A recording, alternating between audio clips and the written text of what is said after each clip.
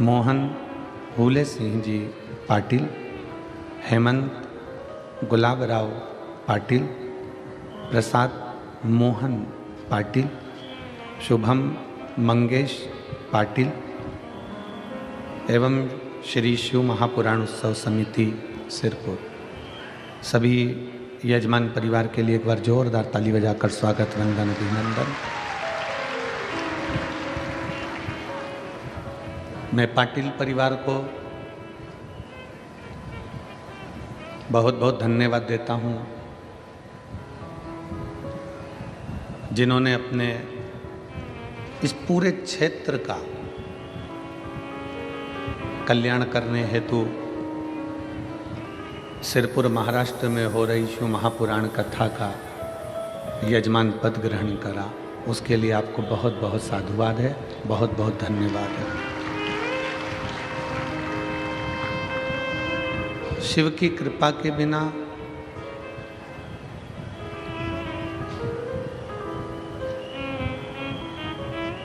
भगवान शंकर की उदारता के बिना एक कदम चल पाना भी संभव नहीं है।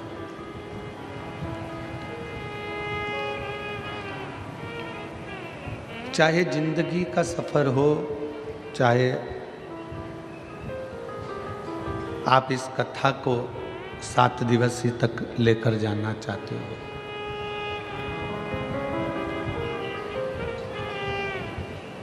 पर जब तक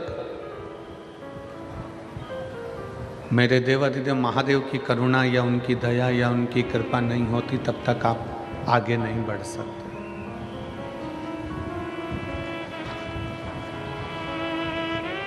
और बड़े सौभाग्यशाली हैं आप सब सिरपुर महाराष्ट्र के रहवासी,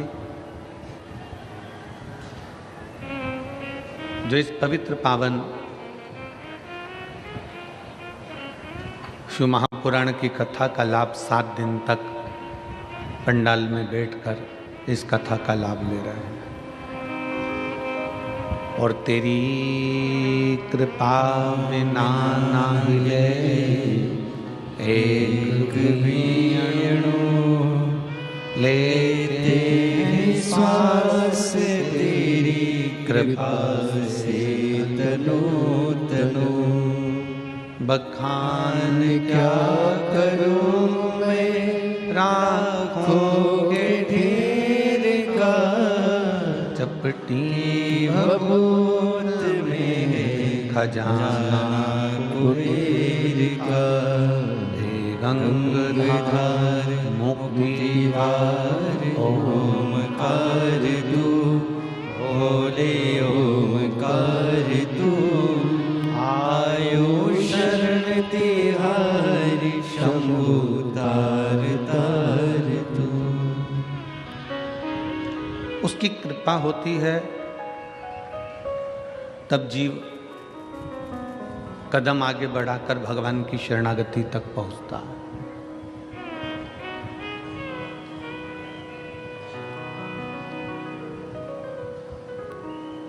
किसी के मरने के बाद उसको दवा खिलाई जाती है क्या? जम के बोलो, जम के बोलो जरा। खिला भी दोगे तो मरने के बाद दवा असर करेगी क्या? नहीं करेगी।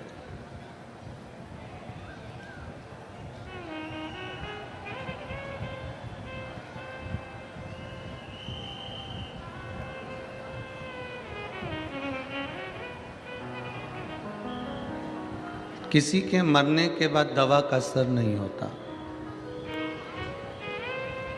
दवा असर कब करती है? जीते जी। मरने के बाद दवा का असर नहीं होगा। जैसे दवा का असर मरने के बाद नहीं होता, उसी तरह भजन का असर प्राण छूटने के बाद नहीं होता। जीते जी करो। दवा खाना है तो जीते जी खाइए, और भजन करना है तो जीते जी करिए।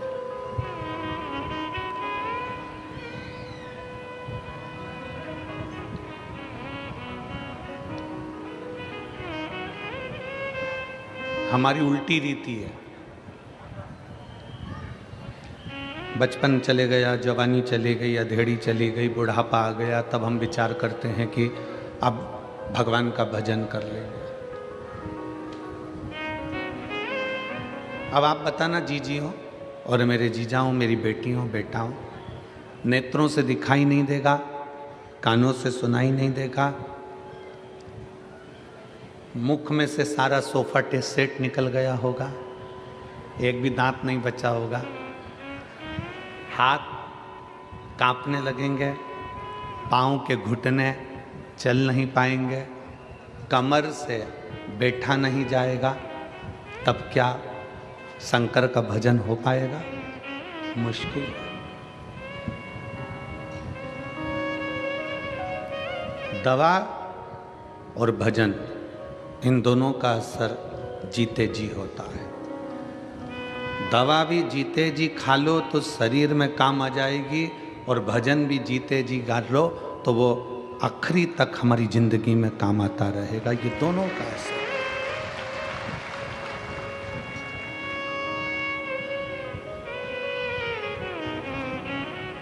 मरने के बाद की कोई प्रामाणिकता नहीं है कि आप स्वर्ग गए कि नरक गए, आप कहाँ गए हो, इसका कोई प्रमाण नहीं है।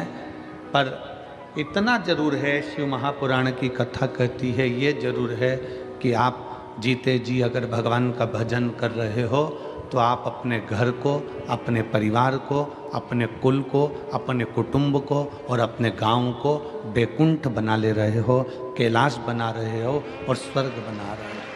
इतना जरूर है।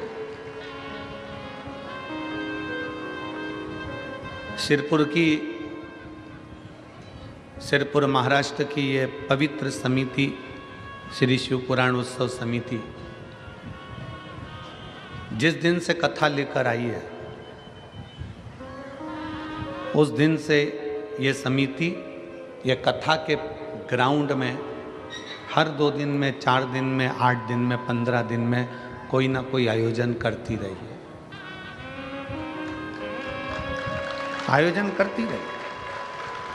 सिरपुर की ये शिवपुराण उत्सव समिति कभी दीपावली महापर्व मनाई, कभी शिवरात्रि मनाई, कभी उत्सव मनाया उसने, कभी कोई उत्सव मनाया, कभी कोई उत्सव मनाया, कभी एकादशी का उत्सव मनाया, और इस समिति ने इस पवित्र भूमि पर उत्सव मनाते रहे।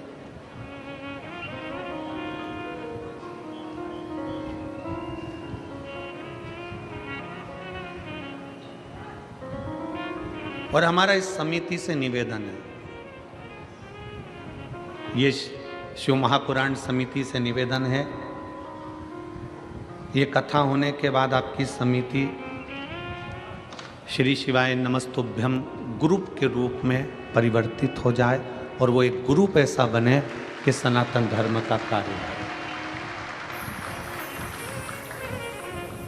सिरपुर महाराष्ट्र की यह समिति श्री शिवाय नमस्तुभ्यम ग्रुप के रूप में सिरपुर महाराष्ट्र के रूप में इतनी आगे बढ़कर कार्य करे कि हमारे सनातन धर्म में अगर कोई साधारण सा व्यक्ति गरीब है, परेशान है, कष्ट में है, उसके कष्ट को समाप्त करने का प्रयास आप और हम सब मिलकर एकजुट होकर करें।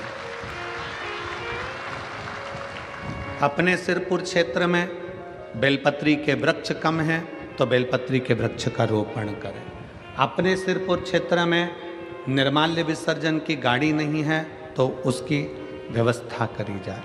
अपने सिरपुर क्षेत्र में कोई आसपास के क्षेत्र में शंकर जी का मंदिर छिन्न हो गया, टूट फूट गया, उसमें रंगाई नहीं है, पुताई नहीं है, व्यवस्था नहीं है, तो अपनी ये सिरपुर की श्री शिवाय नमस्तुभ्यम ग्रुप वहाँ जाकर थोड़ा सा आपस में एकत्रित कर कर उस मंदिर की रंगाई और पुताई भी करवाकर उसकी व्यवस्था करें। ये हम स्वयं करें।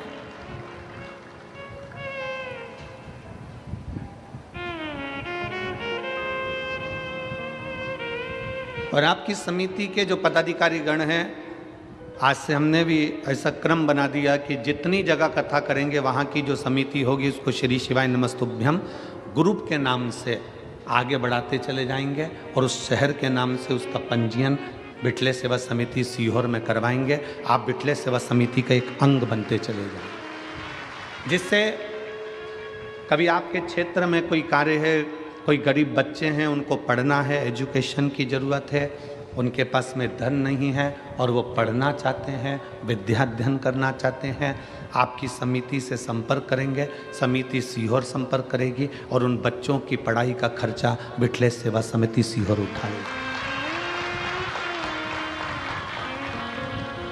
बहुत बच्चे हैं जिनको बहुत आगे बढ़ना है,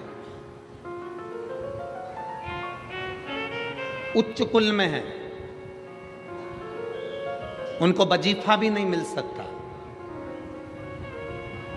अच्छे परिवार से हैं, तो वो किसी के आगे जाके हाथ भी नहीं फैला सकते और उनके बच्चों को आगे बढ़ना। छोटे बच्चे हैं, पढ़ना चाहते हैं।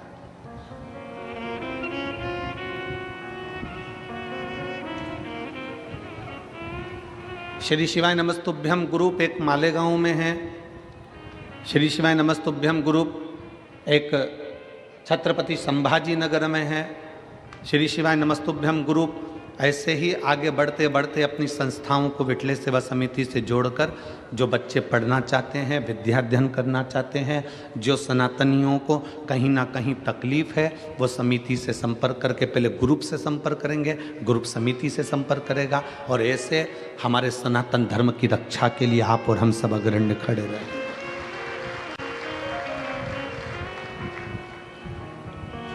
शिव तत्व की प्राप्ति के लिए, भगवान शंकर की प्राप्ति के लिए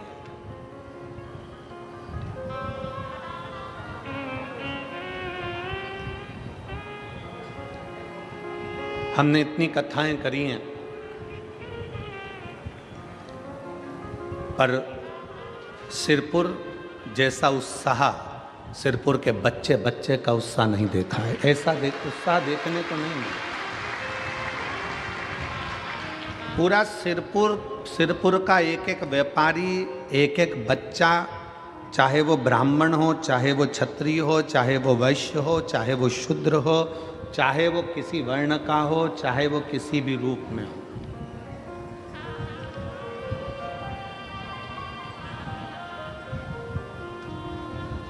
जैसे हमने पहले कहा था कि पहले राष्ट्र उसके बाद कास्ट। सबसे पहले है राष्ट्र, फिर है कास्ट। कास्ट मतलब जाति, ये बाद में, पहले अपने राष्ट्र की मजबूती है।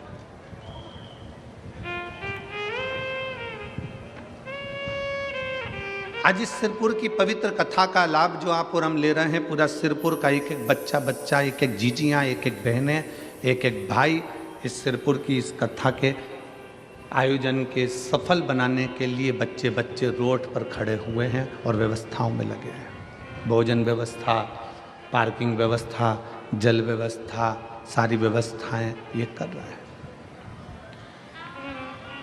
तो शिव महापुराण की कथा कर रही है कि दवा का असर जीते जी खाओगे तो दवा का असर होगा, भजन का असर, भक्ति का असर, शिव स्मरण का असर आपके जीते जी होगा। मरने के बाद कहाँ चले गए?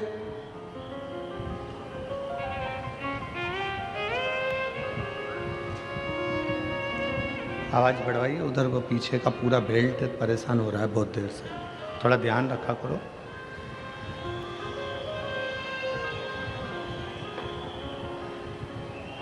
अभी कुछ देर में चालू हो जाएगा, कोई लाइन टूट गई होगी तो वो चालू कर रहे हैं।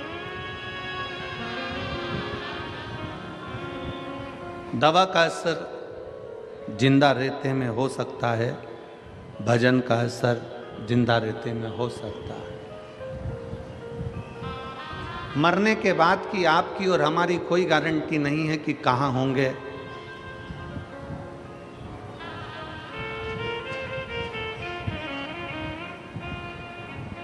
पर जहाँ होंगे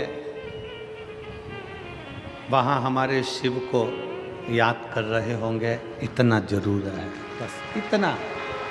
हमारे शंकर को, हमारे ओघड़ी को, हमारे त्रिकालदर्शी कैलाशी अविनाशी का स्मरण कर रहे होंगे। शिव की भक्ति को अपने भीतर उतार रहे होंगे। एक बार श्री नामदेव जी महाराज एक सभा में बैठे हुए थे।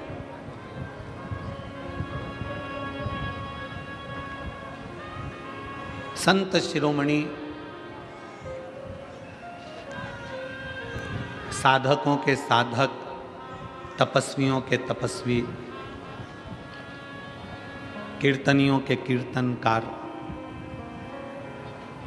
भक्तों के भी भक्त और पांडुरंगा हरि विठ्ठल के पूर्ण समर्पण भाव में रहने वाले संत श्री नामदेव जी महाराज। संत श्री नामदेव जी बैठे हुए, सभा लगी है और उस सभा में नामदेव जी महाराज बैठे हुए हैं, विराजमान। कीर्तन चालू हुआ, रामकृष्ण हरि, रामकृष्ण हरि, रामकृष्ण हरि।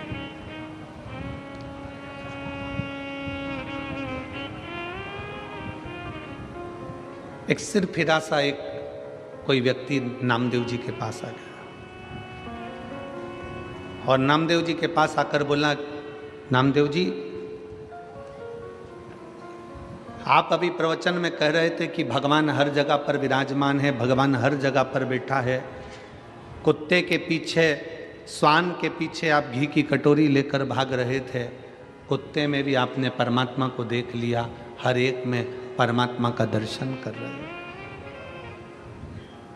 हर एक में भगवान को देख रहे हो।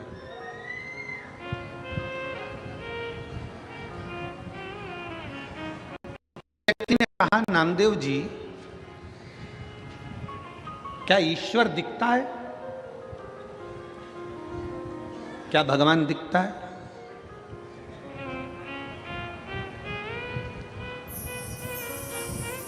क्या ईश्वर नजर आता है? उस व्यक्ति ने कहा, नामदेव जी, आप कहोगे कि हरि विठ्ठल की मूर्ति है, आप कहोगे कि शंकर भगवान का शिवलिंग है, आप कहोगे रामकृष्ण भगवान की मूर्ति है, तो उस व्यक्ति ने कहा, ये तो सब पाषाण की, पत्थर की है। नामदेव जी उसकी ओर मुस्कुराकर बोले कि भगवान का शरीर पत्थर का है, पर कलयुग में तो इंसान का दिल पत्थर का है। यहां तो मनुष्य का हृदय, मनुष्य का दिल, मानव का हृदय पत्थर का हो गया।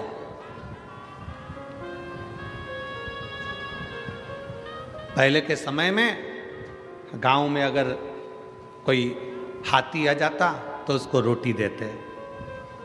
गांव में कुत्ता आ गया, कोई जानवर आ गया, कोई पशु आ गया, उसको रोटी दे देते। अब एक कलिकाल में, कलयुग में पड़ोस में पड़ोसी के बच्चे भूखे सो रहे हैं और एक पड़ोसी को नहीं मालूम कि उसके बच्चे 2 दिन से कुछ नहीं खाए।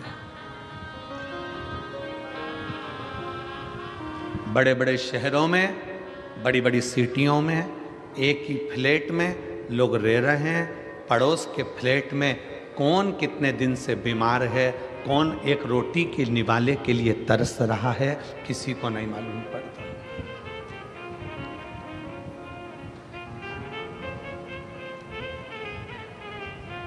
त्रेता युग और कलयुग में कितना अंतर आ गया, ये समझने वाला विषय है कि पहले के युग में लोग कहते थे, प्राण जाए पर, जम के बोलो जरा, प्राण जाए पर वचन ना जाए। ये त्रेता की बात है, ये द्वापर की बात है कि प्राण जाए पर वचन ना जाए। कलयुग में तो लोग प्राण जाए पर अहंकार ना जाए। प्राण चले जाए पर अहंकार नहीं गया, मर गया पर अभिमत्ता उसके अंदर भरी की भरी रही। मैं क्यों जाऊं, मैं क्यों पूछूं, मैं क्यों जाऊं, मैं किसी के हाथ क्यों जोड़ूं, मैं अपने रिश्तेदार के दरवाजे पर क्यों जाऊं। त्रेता में प्राण जाए पर वचन न जाए, कली काल में प्राण जाए पर अहंकार ना जाए, अहंकार भीतर समाता गया।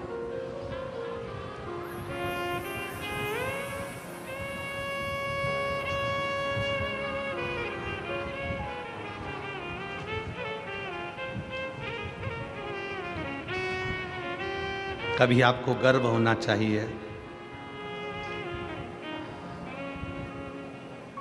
आपको ये विचार होना चाहिए कि आप किस रूप में किस साधारण से साधारण व्यक्ति को भी अपने गले लगा रहे हो।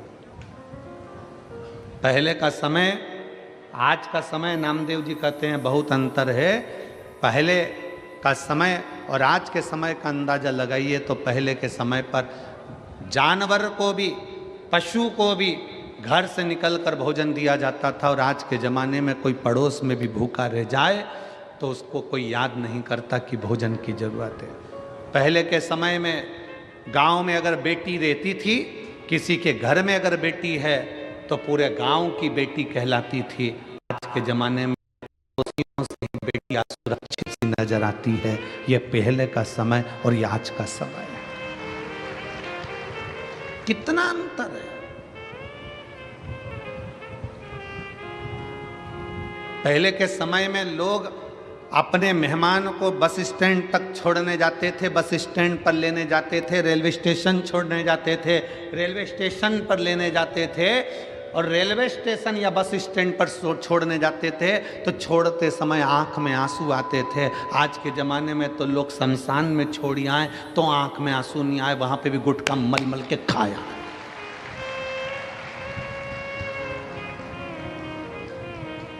शमशान में मुर्दा जल रहा है और ये वहाँ बैठकर तंबाकू मल के खा रहा है, उसकी आंख में आंसू नहीं है। पहले के समय में किसी मेहमान को छोड़ने जाते थे तो आंख में आंसू आते थे। बोलो रे जीजियो, सही है कि गलत?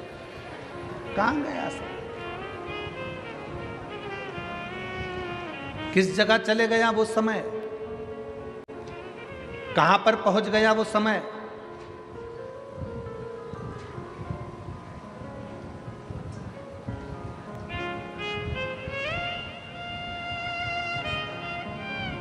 कितनी दूर जाना है।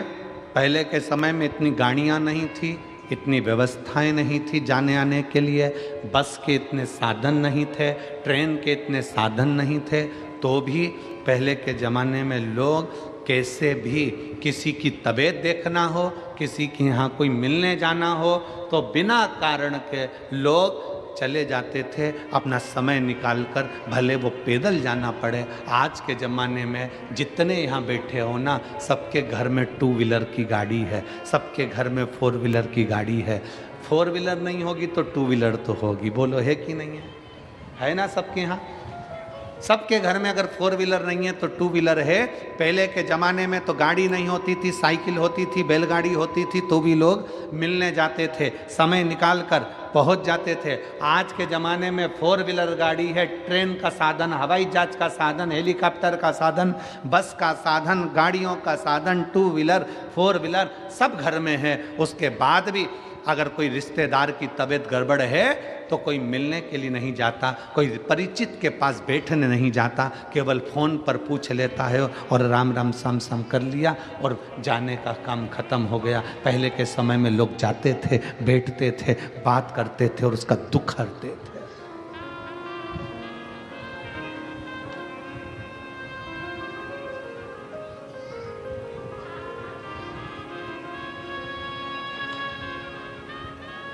दुख हरते थे।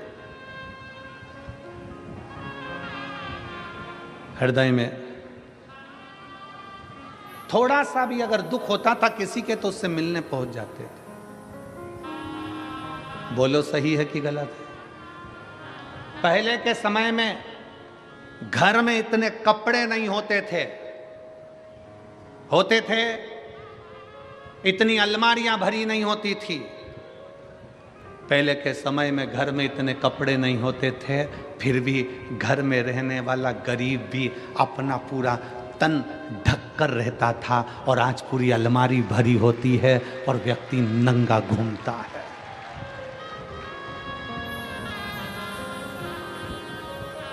मेरी जितनी जीजियां बैठी है, जितने मेरे जीजा बैठे हैं, जितनी मेरी बेटियां बैठी हैं, जितने बेटा बैठे हैं, इन सबसे पूछूं आपकी घर में अलमारी का एक खन, एक कपाट पूरा आपके कपड़ों से भरा हुआ है? एक नहीं, दो भरे होंगे, और थोड़े बहुत तो खूंटी पे टंगे होंगे।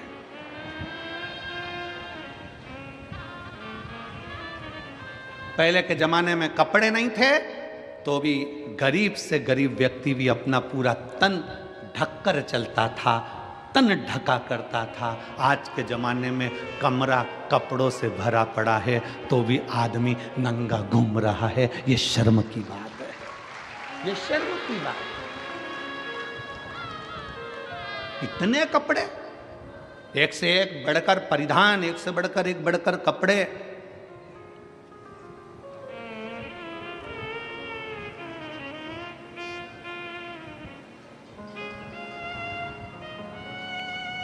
मैं महाराष्ट्र की मेरी जीजियों को, मैं संपूर्ण देश की मेरी बेटियों को, मेरी माताओं को हाथ जोड़ नमन कर कर प्रणाम करता हूं कि आप हमारी संस्कृति और सभ्यता को बनाए हुए हो, संस्कार को दे रहे हो। आप आज भी सभ्यता और संस्कृति और संस्कारों की दैनी इस भारत माता के संस्कारों को दुनिया तक पहुंचा रहे हो।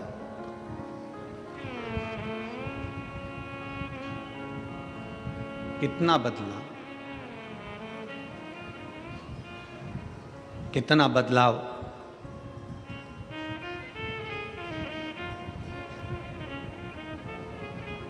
नामदेव जी कहते हैं तुम्हारे जो शब्द हैं ना, ये शब्द ठीक नहीं है। तुम क्या कह रहे हो? अगर ईश्वर है तो दिखता क्यों नहीं? ये तो पत्थर की मूर्ति है जिसका तुम गुणगान गा रहे हो, जिसका तुम विनय कर रहे हो। नामदेव जी ने कहा भगवान का शरीर पत्थर का है पर इंसान का तो दिल पत्थर है। पत्थर दिल है, इसलिए भगवान की मूर्ति भी पत्थर की नजर आ रही है। जिस दिन दिल कोमल होता उस दिन मेरा शंकर भी कोमल नजर आता, मेरा शिव भी कोमल नजर आता।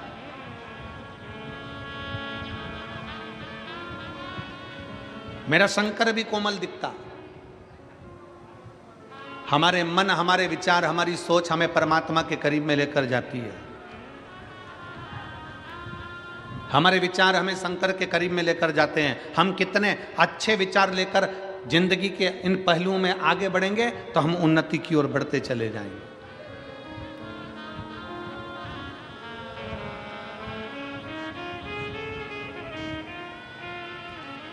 जितना अच्छा सोच सकते हो उतना अच्छा सोचो, जितना अच्छा विचार कर सकते हो उतना अच्छा विचार करो।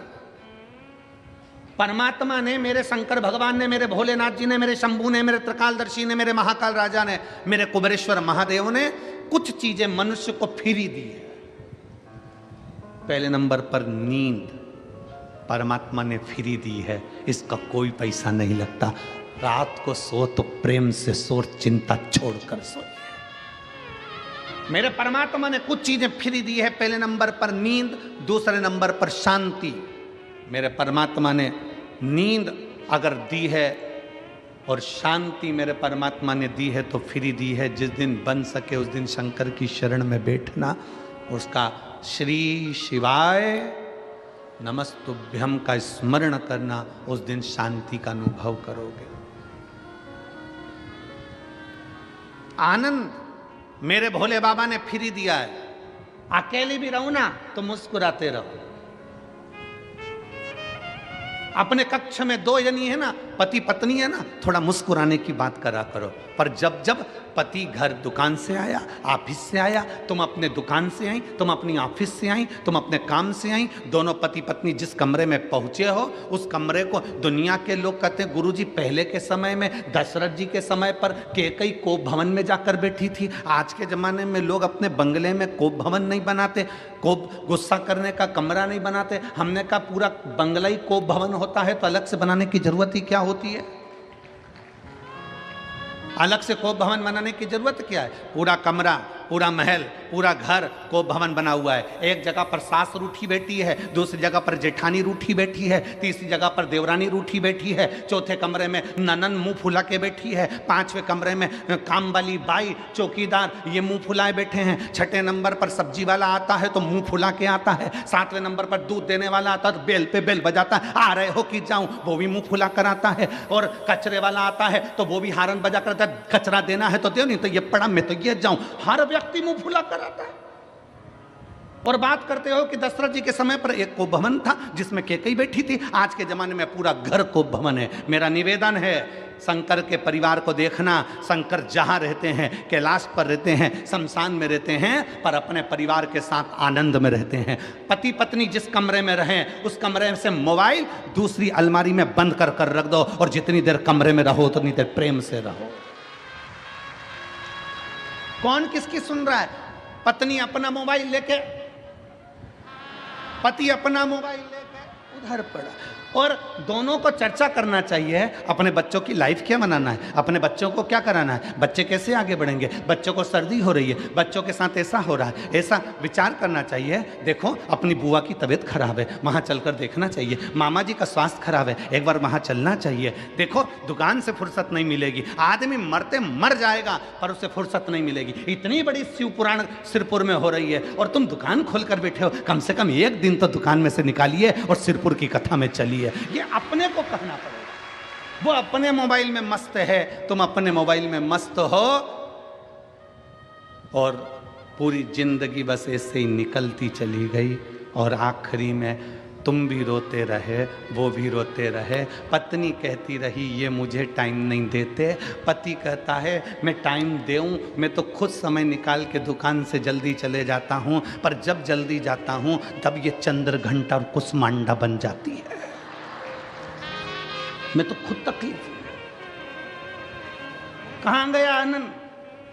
शंकर भगवान ने, ओघड़दानी ने, त्रिकालदर्शी कैलाशी ने, जब भगवान नारायण, भगवान माँ जगतजननी दुर्गा, श्री गणेश जी महाराज, सूर्य नारायण और भगवान शंकर सब बैठे थे, पंचायत लगी थी देवताओं की। शिव पंचायत में सारे देवता बैठे थे, 33 कोटि देवता पंचायत को सुनने बैठे थे। तो पूछा, नारायण ने कहा मेरे पास में ये है, ब्रह्मा कहे मेरे पास में ये है, शंकर भगवान ने कहा मुझे कुछ नहीं चाहिए, मेरे संसार में मृत्यु लोक में जो जन्म लेगा उसको कुछ चीजें फ्री में दे दी जाए। क्या चीज फ्री चाहिए? तो कि वो सोए तो निंद्रा फ्री हो, शांति फ्री हो, आनंद, जम के बोलो, फ्री हो, आनंद भी फ्री हो, हवा, जम के बोलिए, फ्री हो, पानी फ्री हो, हवा, पानी, प्रकाश सूर्य का फ्री हो।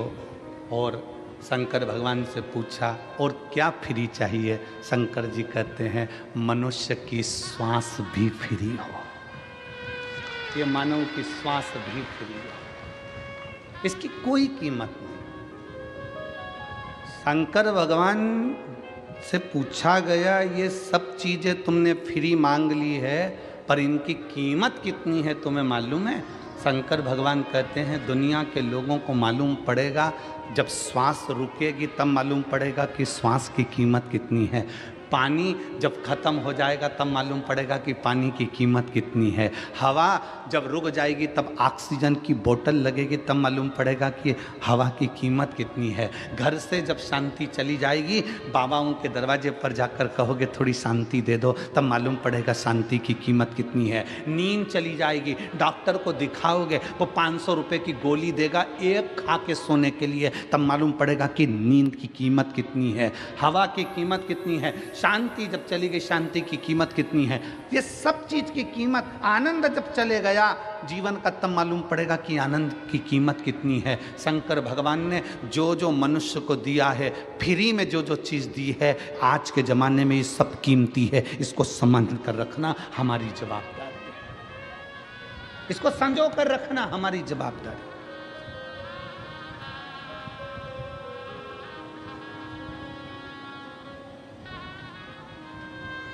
हम क्या दे रहे हैं? कितने लोग मिलते हैं संसार में, कितने, कई लोगों के चेहरे की हंसी चली गई। वो मुसद्दी लाल जैसा हो गया, ऐसा बैठा रहता बिल्कुल मुंह फुला के। घर में माताओं को देखो तो ऐसी बैठी रहेगी, माताएं ऐसी बैठी रहेंगी जैसे मातम में बैठी है। अरे कहां आए हो? घर में बेटा आए ना, सबसे पहले चेहरे पर हंसी, माँ को, पत्नी को, भाभी को, बहन को, जितने घर में सदस्य होते हैं ना, एक दूसरे का चेहरा देखकर आते से ही मुस्कुरा दिया करो, आधा टेंशन घर के बाहर चले जाएगा। आप मुस्कुराते ही नहीं। बेटा घर में आया और माँ मुंह फुलाकर बैठी है तो बेटा समझ जाता है फिर झगड़ा हुआ। आधा टेंशन में बेटा घर दुकान का टेंशन लाया था और आधा और घर में मिल गया। कमरे में पहुंचा तो पत्नी का मुंह फुला था, समझ गया कि बोलना ही बेकार है। बच्चे को देखो तो वो अपना गेम लेके बैठा हुआ है, पापा बोल रहा है बेटा चिक्कू कैसा है, चिक्कू बोल ही नहीं रहा, पापा समझ गया ये भी टेंशन में ही है, आज कुछ ना कुछ बात हुई है। बहन से बात करा तो बहन मुंह फुलाकर जवाब देती है मुझे क्या मालूम, मेरे को क्या मालूम, मैं क्या ये देखने के लिए आई हूं। भाई से पूछो तो भाई चिढ़कर जवाब देता है जरा विचार करिए, जिंदगी का आनंद सारा की सारा समाप्त कर बैठे हो, शून्य पर आकर खड़े हो। बिल्डिंग बढ़ गई, धन बढ़ गया, संपदा बढ़ गई, सत्ता बढ़ गई, वैभव बढ़ गया, अपने देश का, प्रदेश का, राज्य का, सबका विकास हो गया, पर विचार करिए कि अपन ने अपने आप को शून्य कर लिया है। आनंद और शांति और निंद्रा सब चली गई, सुख चले गए।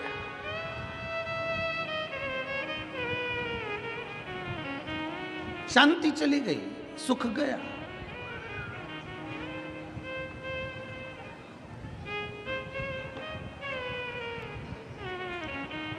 और महाराज मेरा शिव, मेरा उघड़दानी, जो जो चीजें आपको फ्री में दिया है ना, उसकी कीमत बहुत है, बहुत कीमत है। श्वास की इतनी कीमत है कि डॉक्टर को लोग कैंसर हॉस्पिटल में जाकर देखिए, और कैंसर हॉस्पिटल में जाकर लोग अटैची की अटैची पैसे की दे देते हैं, डॉक्टर साहब मेरे पिता को, मेरी पत्नी को, मेरे पति को, मेरे बेटे को, मेरे परिवार को बचा लीजिए, ये पैसा लगे। श्वास दे दो, श्वास।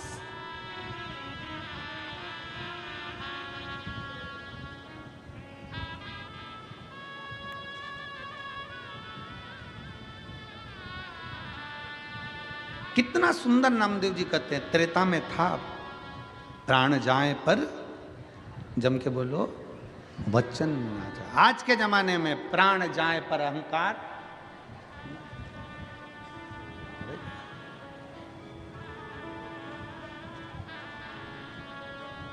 किस अभिमत्ता में जी रहे हो?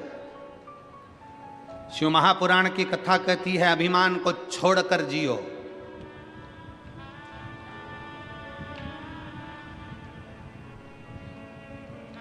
किसी को छोटा मत समझो, किसी को साधारण मत समझो, किसी को हल्का मत समझो। कभी कभी जिस पत्थर के टुकड़े को तुम घर के बाहर फेंक देते हो, कभी कभी अलमारी को सीधा खड़ा रखने के लिए पत्थर के टुकड़े का भी टेका लगाना पड़ता है, वो पत्थर का टुकड़ा भी काम आ जाता है। किसी को हल्का मत समझो, किसी को छोटा मत समझो। और हल्का समझ रहे हो तो कोरोना महामारी के समय पर देख लो, बड़े बड़े शोरूम, बड़ी बड़ी दुकानें कपड़ों से भरी पड़ी रही, और एक छोटा सा कपड़े का टुकड़ा मास्क करोड़ों की कीमत का हो गया। बड़े बड़े शोरूम में कपड़े भरे की भरे रह गए, बड़े से बड़ी दुकान में कपड़ा पड़ा की पड़ा रह गया, ताले लगे की लगे रह गए, और एक छोटा सा कपड़े का टुकड़ा जिसकी कोई कीमत नहीं थी, वो छोटे सा कपड़े का टुकड़ा भी करोड़ों का बिक गया, करोड़ों का व्यापार कर गया। करोड़ों का व्यापार एक जरा से मास्क ने कर दिया, और वो शोरूम कपड़े के भरे की भरे रह गए। कौन पूछता था वो जरा से मास्क को? कौन जानता था वो इतने से मास्क के कपड़े के टुकड़े को? उसकी क्या कीमत थी? पर उस छोटे से टुकड़े ने भी अपना वजूद दिखा दिया कि छोटा कभी छोटा नहीं होता, एक दिन वो छोटा भी शंकर की कृपा से बड़ा हो जाता है। उसने अपना वजूद दिखाया, उसने अपना वर्चस्व दिखाया कि एक छोटा सा कपड़े का टुकड़ा भी बड़ा हो सकता है अगर शिव की कृपा हो जाए, शंकर की करुणा हो जाए, शिव की दया हो जाए, शंकर ओघड़दानी की करुणा हो जाए।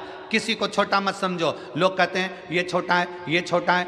दुनिया के लोग जातियों में बांटने का प्रयास कर रहे हैं, दुनिया के लोग छोटे और बड़े में बांटने का प्रयास कर रहे हैं, पर शिव महापुराण की कथा कहती है आप बंटना नहीं, कोई छोटा कोई बड़ा नहीं। घर के अंदर बहुत विवाद होता है, एक पति का पत्नी ज़्यादा कमाता है, दूसरी पत्नी का पति कम कमाता है। ये मत सोचना कि तुम्हारा पति ज़्यादा कमा रहा है, हो सकता है जो नहीं कमा रहा है ना उसको शंकर भगवान उसके कारण तुम्हारे पति की भी तनख्वाह ज़्यादा दिलवा रहा है, हो सकता है। परिवार के भरण पोषण के लिए, परिवार के सुख के लिए, परिवार के लिए परमात्मा दे रहा है, किसी के लिए हल्का नहीं। ये ना सोचे कि हमारी माँ कुछ नहीं दे रही, हमारे पिताजी कुछ नहीं कर रहे, हमारा देवर कुछ नहीं करता, हमारा जेठ कुछ नहीं करता, केवल तुम्हारा पति कमा रहा है। ना ना ना, भगवान ने क्यों कृपा कर कर रखी है, क्यों भगवान भरपेट भोजन दे रहा है, क्या पता किसके भाग्य का किसको मिल रहा है। इसलिए कभी ये ना सोचें कि केवल मेरा पति कमा रहा है, घर में जितने सदस्य हैं ना सबके भाग्य का मेरा भोलेनाथ देते जा रहा है। ये विचार करें, कोई भूखा ना सोए।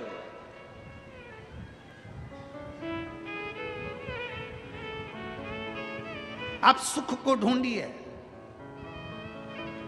क्या मिला शिव महापुराण की कथा से, भगवान शंकर की करुणा से, शंकर भगवान के से सुंदर शिव महापुराण की कथा क्या देती है। ये इतने इतने पत्र रोज आते हैं। आज एक बहन ने लिखा, ये पत्र कौन बनेगा करोड़पति जैसे हैं। इतने पत्रों में जिसका पत्र निकल जाए गुरुजी, वो कौन बनेगा करोड़पति में जितनी खुशी नहीं होती होगी हॉट सीट पर बैठकर, उतनी खुशी होती है आपकी व्यासपीठ के पास आने पर। पत्र लिखने वाली ने पत्र लिखा, देखिए।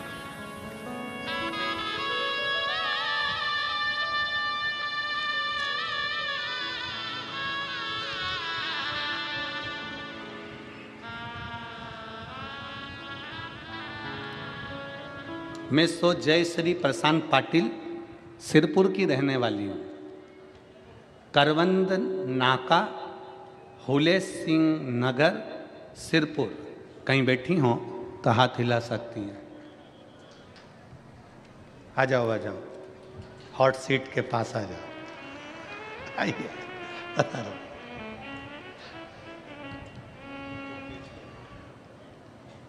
प्रशांत पाटिल सिरपुर की रहने वाली हूँ। करवंद नाका, हुले सिंह नगर, सिरपुर। बाबा, मेरी माँ रोज बोलती थी कि तू कथा सुना कर, पर मैं कथा नहीं सुनती थी। गुरुदेव, मेरी माँ रोज मुझे बोलती कि कथा सुन कथा सुन, मैं कथा नहीं सुनती। माँ से कह देती सुनती हूँ, पर मैं नहीं सुनती थी। महाराज, जो सत्य है वो इस पत्र में लिख रही हूँ। तभी एक दिन मन में आया कि मेरी माँ रोज कहती है कथा सुन, और मैं उसको कह देती हूँ सुनती हूँ और सुनती नहीं, एक बार सुनना चाहिए। तब मैंने अपने पति से कहकर टीवी पर कथा देखना प्रारंभ करी। कथा देखना प्रारंभ करी तो पति नाराज हो गए। क्या दिन भर महाराज की कथा सुनती रहती, बंद कर दे टीवी। बड़ी दुखी हो गई। मैंने मेरे पति को हाथ जोड़ प्रणाम कर कर कहा, एक बार तुम भी तो इस महाराज की कथा तो सुनो, ये सियोर वाला महाराज है, एक बार तो सुनो। पति के मेरे को नहीं सुनना। एक दिन मैं कहीं चली गई और पति उसी टाइम पर टीवी चालू कर कर बैठ गए और आपकी कथा सुन रहा था। पति जब कथा सुन रहा था उस समय पर मालेगांव में आपकी कथा चल रही थी। मैंने अपने पति से कहा चलो अपन कथा में चलते हैं। पति ने मना करा, फिर मैंने जिद करी तो उन्होंने कथा में जाने का विचार करा। कथा में पहुंच गए। पति का मन तो कथा में लग गया और मेरी आंखें लग गई। जीजी को इस पत्र में सत्य लिखने के लिए एक बार जोरदार ताली बजाओ। बहुत बहुत साधुवाद, बहुत बहुत साधुवाद। पति का मन कथा में लग गया और मेरी आंखें लग गई, मैं सो गई, कथा पूरी हो गई। कथा होते से ही पति ने कहा कि वो सियोर वाला महाराज कह रहा था कि पंडाल में बैठकर जो मांगा जाता है वो बाबा देता है, तू भी मांग कर चली जा। मैंने बाबा से प्रार्थना करी, बाबा मैं क्या मांगूं, मेरा रिजेक्ट हुआ मेडिक्लेम का पास रह गया है, आप बस एक कृपा कर दो, मैं मान जाऊंगी कि आपके पंडाल में ऐसा जादू है कि मेरा काम हो गया, मेरा मेडिक्लेम रह गया है, वो मुझे दिला दो। हम एक दिन की कथा सुनकर अपने घर चले गए।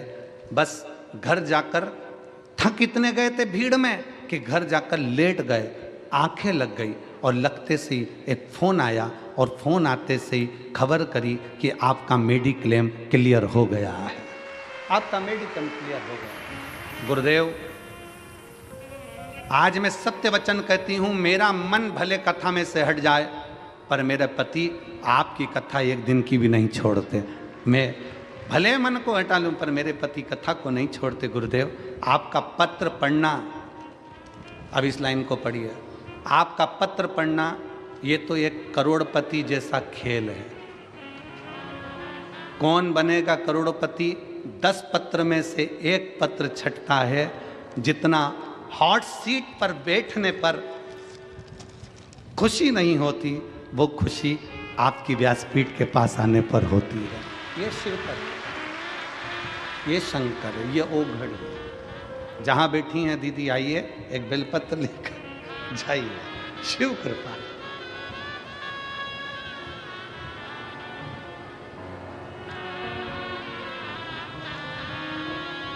कितना कितना विश्वास। कई लोग तो यहाँ प्रैक्टिकल करने ही आते हैं कि अपन बैठ के तो देखें, एक बार मांग के तो देखें बाबा देता है कि नहीं देता। कई लोग यहाँ प्रैक्टिकल करने आते हैं।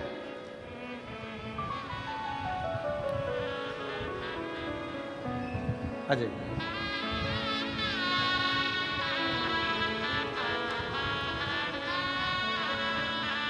वेलकम टू माय व्यासपीठ।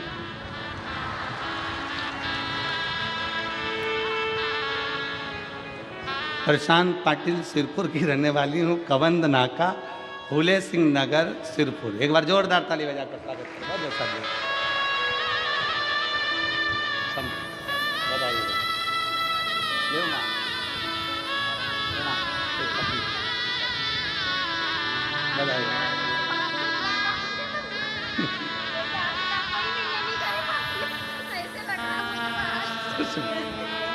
भारत शिव तत्व। जी जी बोल रही है, किसी से मिलने की तमन्ना नहीं पर इससे मिलने की तमन्ना है। शिव शिव है, ओघड़ी ओघड़ी है, शंकर शंकर। प्रसन्नता,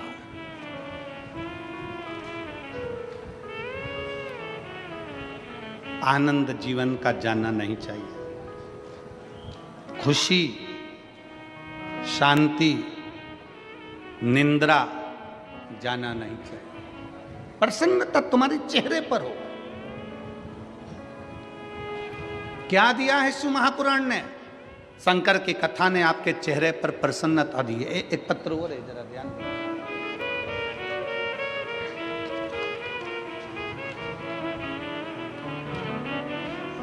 मानवी गोकुल प्रजापति, मेरा नाम मानवी, पत्र को आप लोग पढ़ेंगे। प्रजापति कुम्हार, मैं सेंधवा मध्य प्रदेश की रहने वाली हूँ। कहीं बैठी हों तो हाथ हिला सकती हूँ, और अगर आई हो और अपने बच्ची को लाई हो तो लेकर भी आ सकती हो।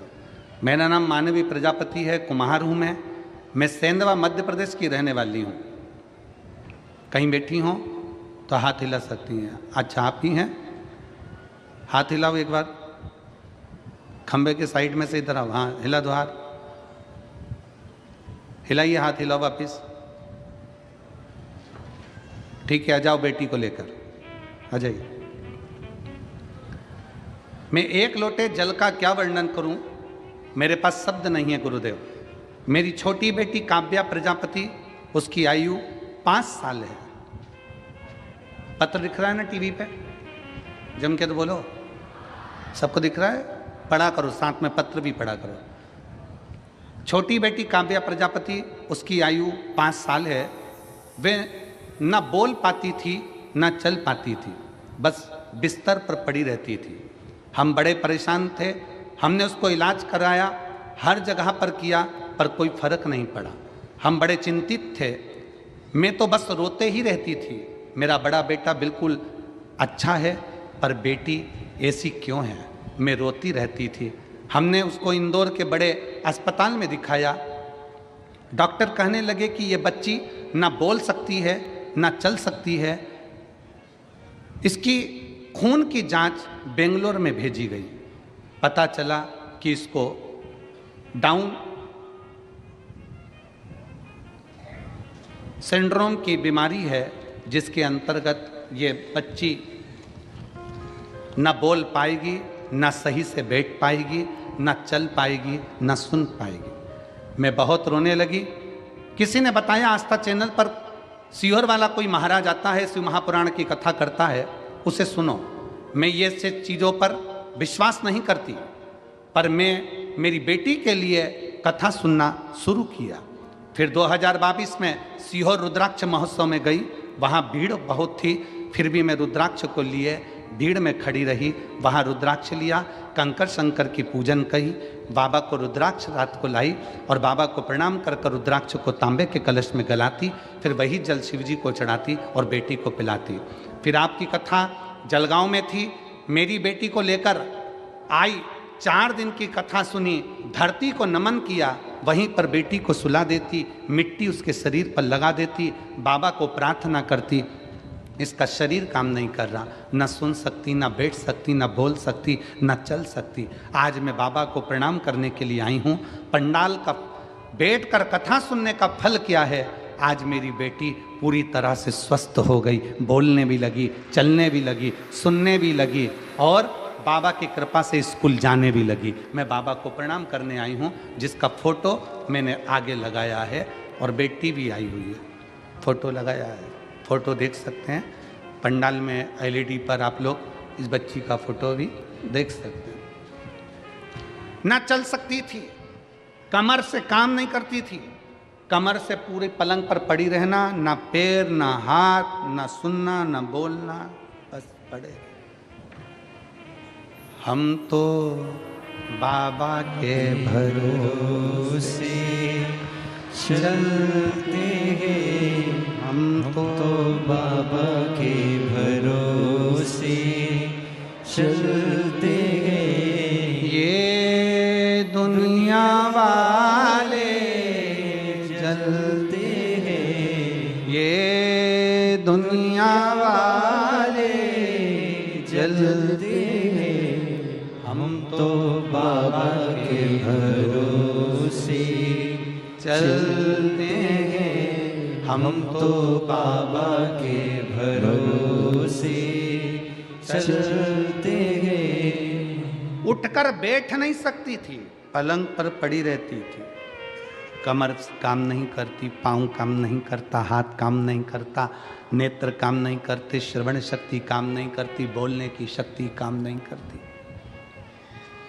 पर उसके आश्रित तो हुए। आज ये लाखों की संख्या में आप लोग कथा के पंडाल में आते हो, लाखों की संख्या में कथा के मंडप में पहुंचते हो।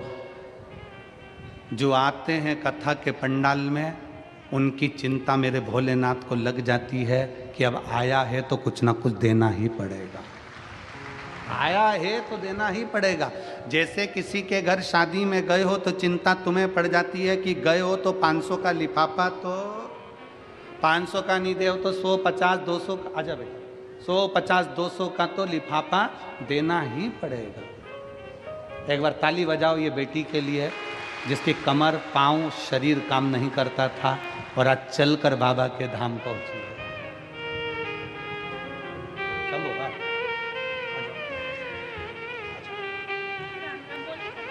राम राम बोलो। बोलो राम राम, राम राम बोलो, राम राम शंभो। श्री राम, श्री शिवाय नमस्तुभ्याम, श्री शिवाय। रोते नहीं बेटा, रोना नहीं। अब तो बाबा ने अच्छा करा ना इसको, ले रोते नहीं, बिल्कुल चुप होकर। श्री राम ले, जय श्री राम। रोना नहीं, आंसू पोंछ के जाओ, खुश होकर जाओ। तो चलने लगी, धीरे धीरे और शरीर काम करेगा। ठीक है, बाबा अच्छा शंभु श्री श्री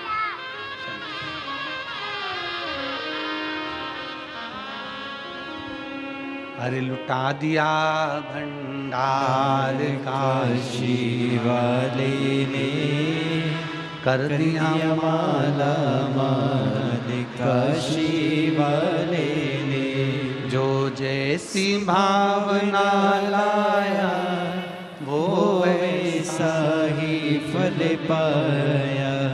जो जैसी भावना लाया वो वैसा ही फल पाया। नहीं खाली किसी लौटाया, वो मन ही मन हर्षाया। और कर दिया माला माल काशी वाले ने, लुटा दिया भंडार काशी वाले ने। एक माँ का दिल जो होता है ना, वो बड़ा विचित्र होता है, बड़ा विचित्र।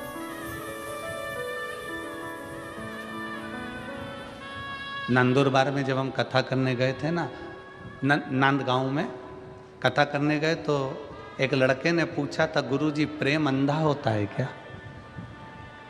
हमने कहा हाँ, प्रेम अंधा होता है।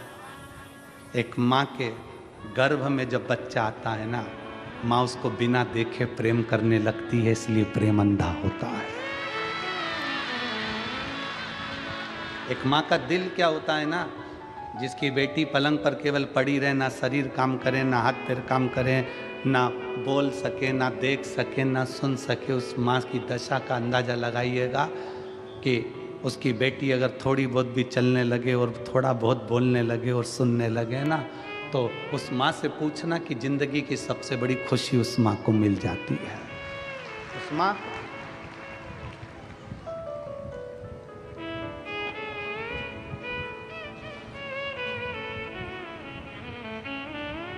स्नेहता शिव के प्रति, शंकर के प्रति।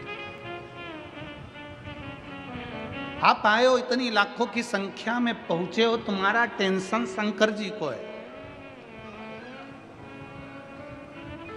जितनी भीड़ कथा में भक्तों की बढ़ रही है, उतना ही शंकर भगवान को चिंता बढ़ रही है, क्योंकि आया है तो कुछ ना कुछ देना पड़ेगा। खाली लौट गया तो कथा लोग कहेंगे, बताओ शिव पुराण सुनी थी सिरपुर में बैठ के, मालेगांव में बैठ के, धुलिया में बैठ के, और बाबा ने दिया नहीं, इसलिए उसको देना ही पड़ता है और झोली भर कर भेजना ही पड़ता है।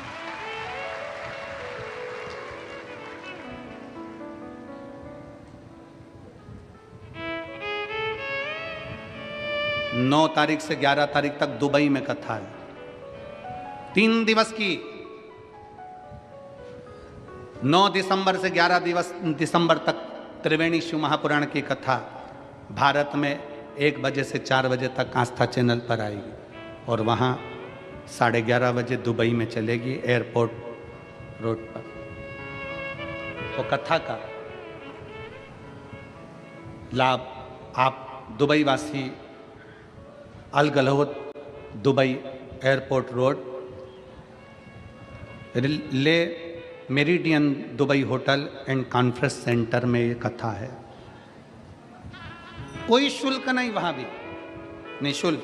आप कथा का लाभ लेने के लिए जो दुबई के आसपास के क्षेत्र के भक्त हैं, वो इस पंडाल में एक बार बैठ कर देखना कि दुबई के उस कथा के पंडाल में मेरा शंकर क्या देता है और बाबा कितनी कृपा करता है। फिर बुलाओ। इस कथा को कोई छोड़ता नहीं है। दुबई में एक बार कथा है, दूसरी बार फिर लोग तैयार हो जाएंगे, क्योंकि बाबा इतना दे देता है। 3 दिन बाबा के चरणों में रहने का। और फिर 15 तारीख से 21 तारीख तक शिव महापुराण की कथा मेरठ उत्तर प्रदेश में 1 बजे से 4 बजे तक है। मेरठ के आसपास के दिल्ली हो, हापुड़ हो, मेरठ के आसपास का क्षेत्र जितना है, सब एक बार पंडाल में बैठकर कथा का लाभ क्या होता है, शिव क्या देता है, कैसे देता है, वो उसका स्मरण करिए। नामदेव जी से पूछा, आप सभा में बैठे हो, भगवान की मूर्ति तो पत्थर की है। नामदेव जी कहते हैं भगवान का शरीर पत्थर का है और मनुष्य का दिल पत्थर का है। जिसका दिल पत्थर का है उसे भगवान भी पत्थर नजर आता है। जो जैसा चश्मा लगाता है सामने वाला वैसा दिखता है। काला लगाओगे काला दिखेगा, पीला लगाओगे पीला दिखेगा, नीला लगाओगे नीला दिखेगा। आपका दिल अंदर से जैसा अच्छे हो अच्छा दिखेगा।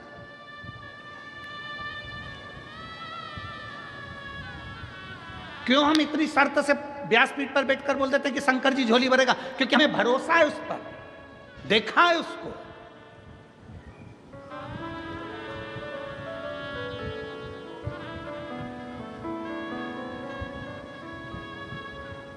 उसको जाना है शिव को, उसका रस तत्व, उसकी भक्ति क्या कहती है।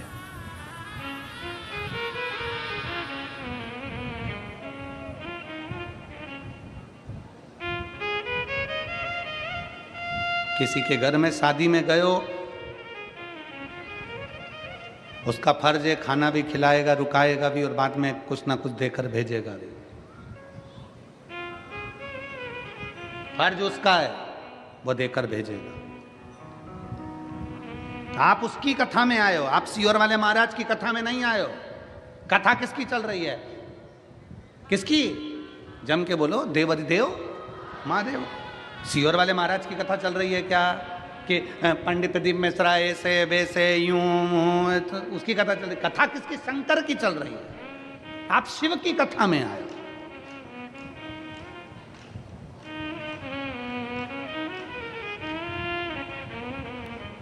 कोई पूछता है तो आप कहते किसकी कथा चल रही, तो कहते हैं सीहोर वाले महाराज की। ना ना ना ना, क्यों बेवकूफ बना रहे हो किसी को? सीहोर वाले महाराज की चल रही है, फालतू की बात है। कथा किसकी चल रही है? कोई पूछे तो शान से कहना मेरे बाप देवाधिदेव महादेव की चल रही है।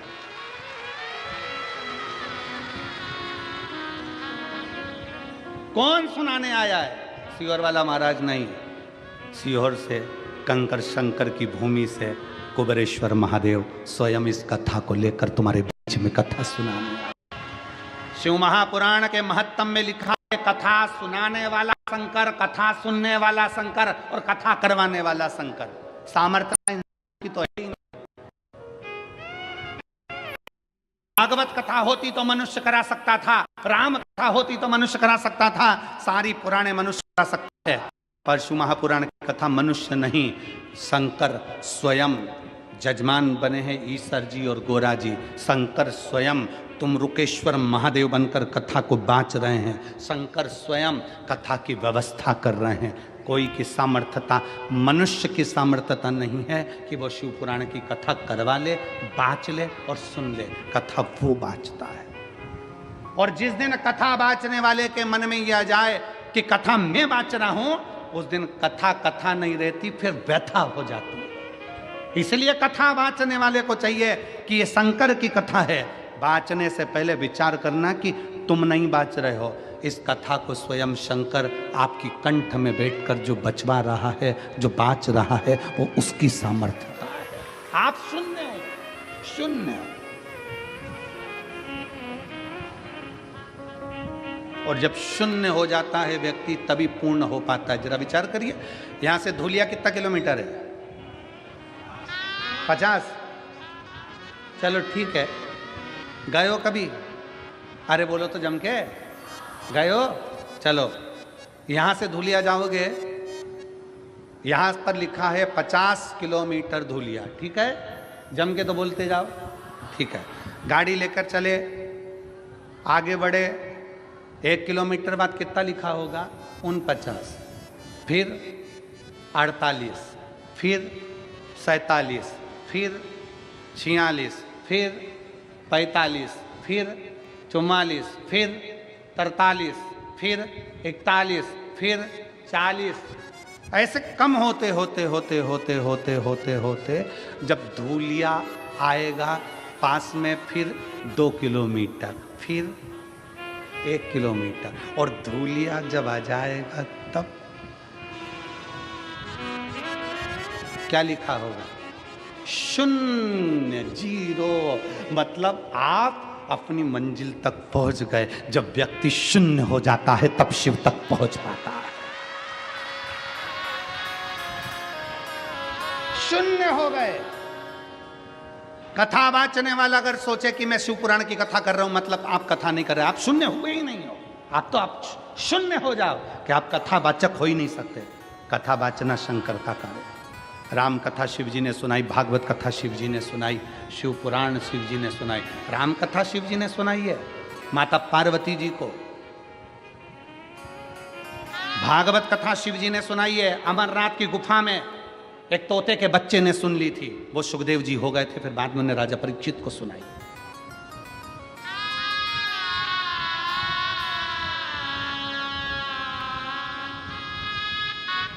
शून्य कहा जाए, ये सब शंकर का है, सब शंकर।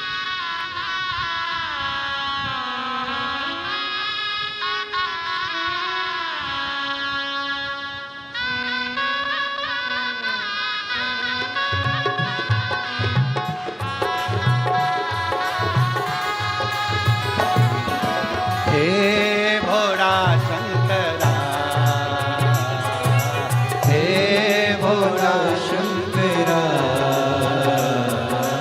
आवड तुला वेलाची, आवड तुला वेलाची, बेलाच्या पानाची। हे भोला शंकरा, शंकरा, हे भोला शंकरा, शंकरा, हे भोला शंकरा, आवड तुला वेलाची, आवड तुला वेलाची, बेलाच्या पानाची। हे भोला शंकरा, शंकरा, हे भोला शंकरा, शंकरा, हे भोला शंकरा।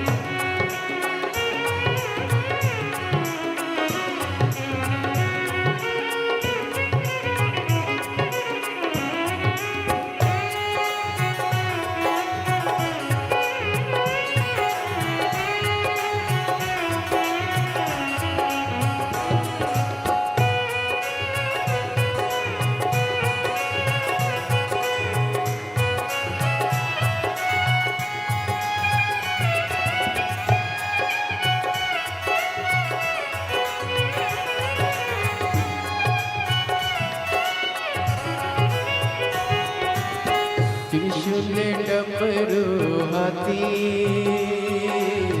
संग नाचे पार्वती हो त्रिशूल डमरू हाथी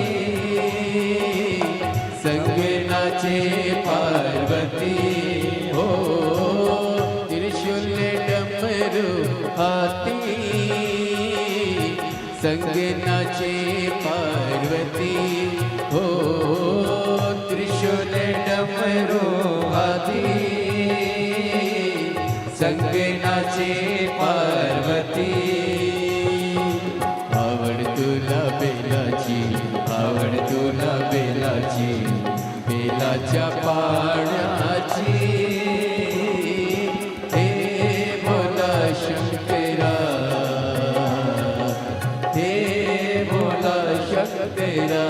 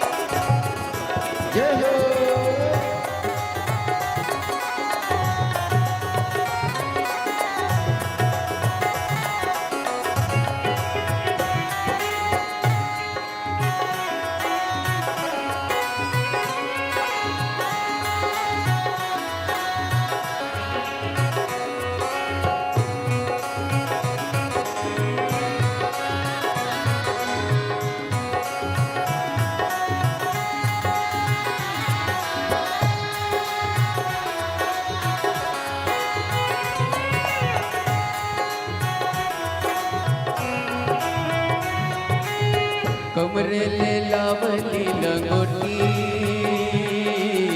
गळत नागो बडोलती हो कमरेले लावली लंगोटी गळत नागो बडोलती हो कमरेले लावली लंगोटी गळत नागो बडोलती हो कमरेले लावली लंगोटी गळत नागो बडोलती आवड तुला बेलाची आवड तुला बेलाची बेलाच्या पाण्याची हे बोला शंकरा हे बोला शंकरा आवड तुला बेलाची आवड तुला बेलाची बेलाच्या पाण्याची हे बोला शंकरा हे बोला शंकरा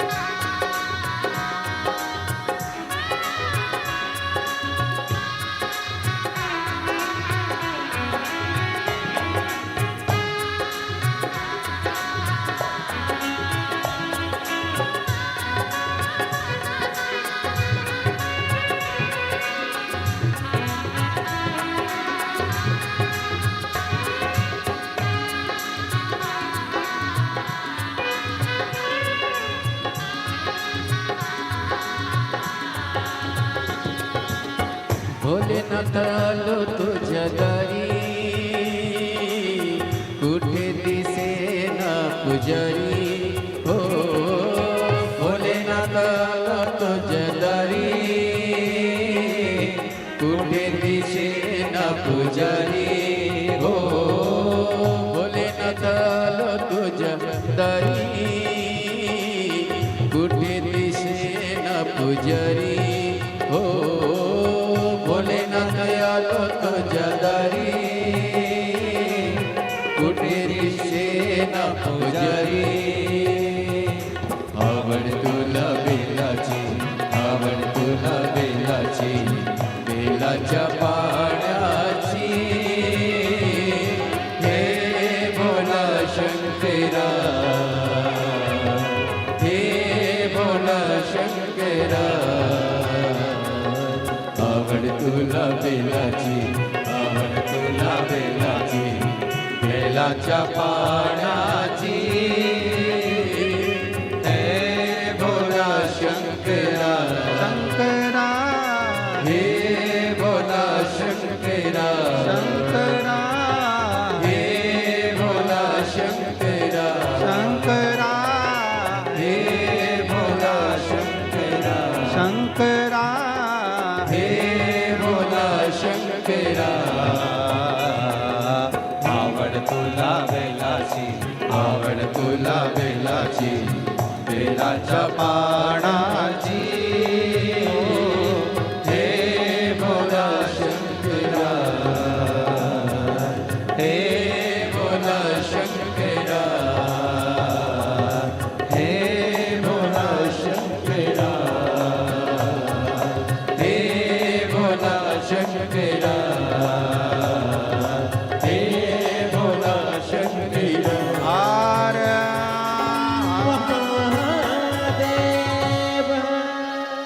अपने स्थान पर बैठकर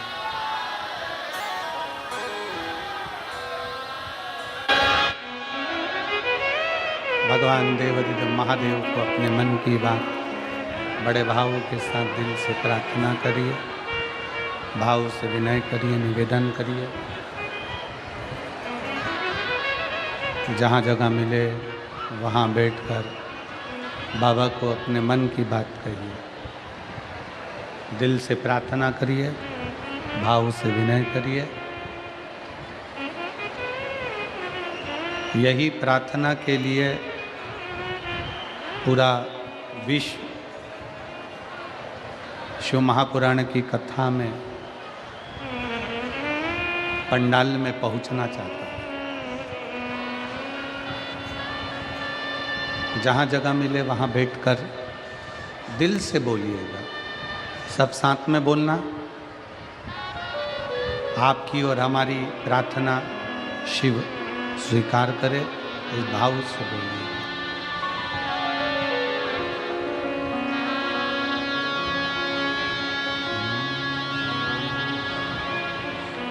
श्री शिवाय नमस्तुभ्यं. श्री शिवाय नमस्तुभ्यं. श्री शिवाय नमस्तुभ्यं. श्री शिवाय नमस्तुभ्यं. श्री शिवाय नमस्तुभ्यं.